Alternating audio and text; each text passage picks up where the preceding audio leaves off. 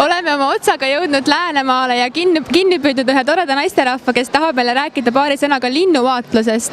Miks peaks inimene minema linde vaatlema? Sellepärast, et see on ilus. Ja sellepärast, et need linnuvaatlusretked algavad päikesetõusuga või lõppevad päikseloojangu ajal.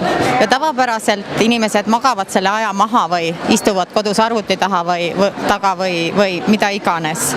Et loodus ärkab ja on aktiivne ja on väga kaunis just niisugusel ajal ja sel ajal me saame ka garanteerida väga huvitavaid liike inimestele, kes võib-olla nii väga palju ei tea, mida see linnuvaatlus tähendab.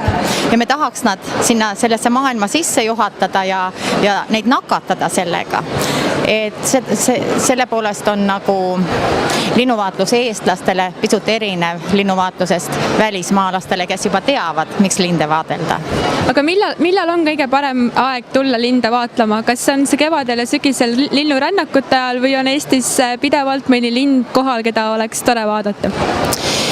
Linde on kõige huvitavam vaadelda aprilli algusest kuni juuni keskpaigani ja sügisel septembris, oktoobris. Ja erinevate liikide puhul erinev aeg.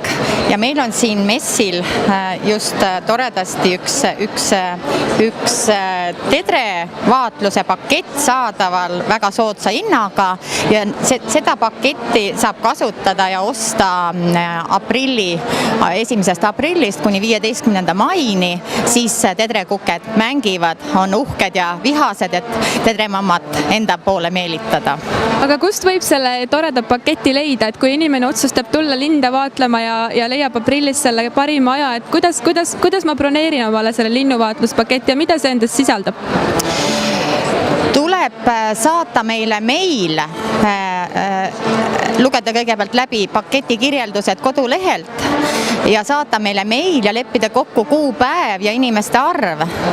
Ja siis me korraldame selle ära, kui sel päeval on giid vaba ja võimalus teha. Ja paketi hind sisaldab ka hästi maitsvat hommiku piknikukorvi. Kindlasti mitte linnulihast. Ei. See oli halb. Turism on välistatud kõrvuti. Aga mis on teie kodulehe aadress? www.naturetours.ee. Aitäh teile!